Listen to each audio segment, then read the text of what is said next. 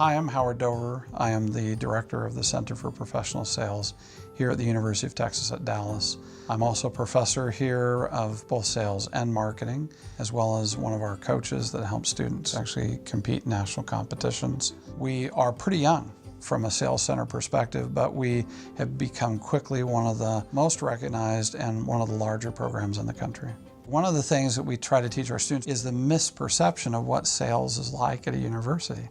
And the average person thinks you have a group project and you have exams. And we don't do hardly any of that. We teach role plays, we teach customer journey mapping, we have our students giving interaction and feedback to each other, that a sales program gets to nurture a student.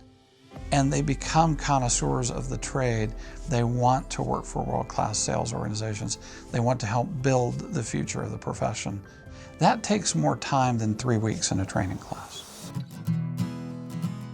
The faculty here, they emphasize that this is all about growth.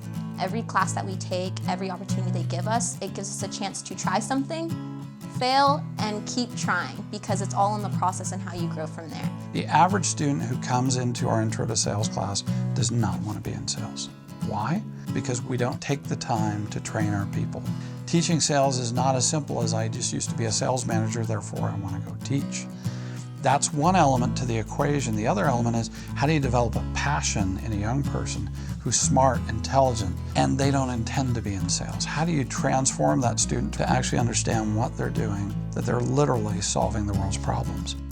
There's a giant misconception about what a sales professional is. We usually relate it to maybe a used car salesman or the person that you see trying to pass out perfume in the middle of the mall, but it's actually an entire profession tied to it where you can be more intricate, analytical, and have those face-to-face conversations with people that not only develop you and create those relationships, but you're also helping someone along the way.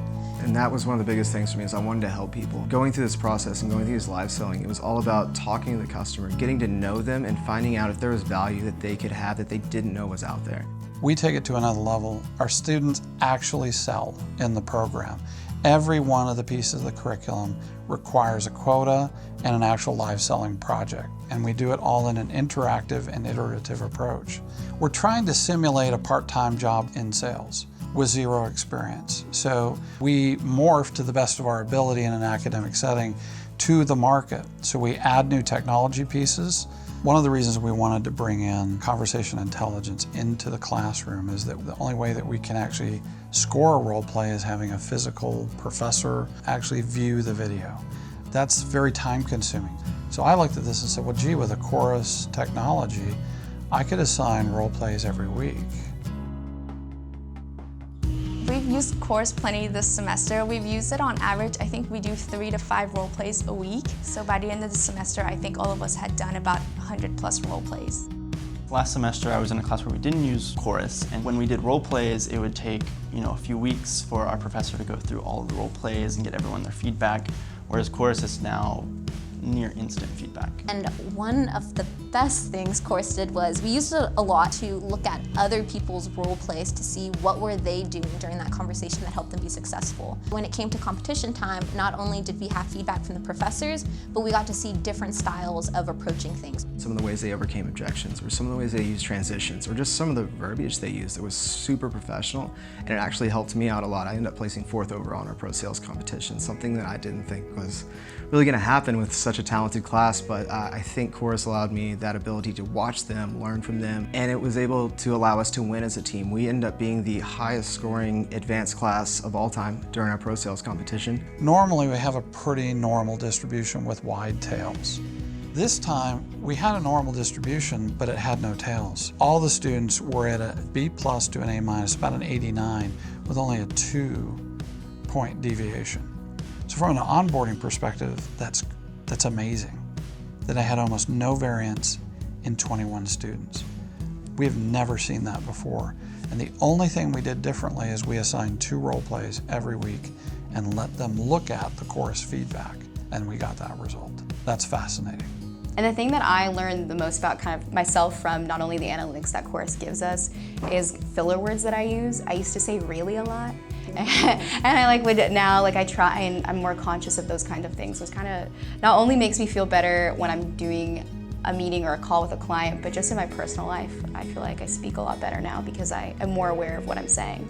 The main thing I learned from using Chorus was ways to pick out different steps of the process. So it's really important in sales to have a structured process, or at least hit certain points so that you and the customer remain on the same page. So whenever I was using Chorus, I found it really helpful because whenever I brought up pricing or another objective, I could go directly to where that was in the conversation and see how that person responded after the fact. Because whenever you're in a conversation, sometimes things go over your head, or maybe you said something that wasn't relayed the exact same way to them. So being able to review that, and as a student have a faculty or another student review it with you, was extremely helpful in being able to grow.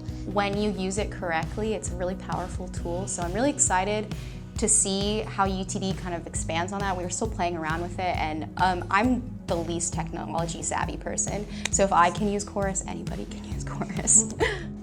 Why would I recommend Chorus? They were with us from day one. They worked with us on all of the unique challenges of doing this with an academic institution.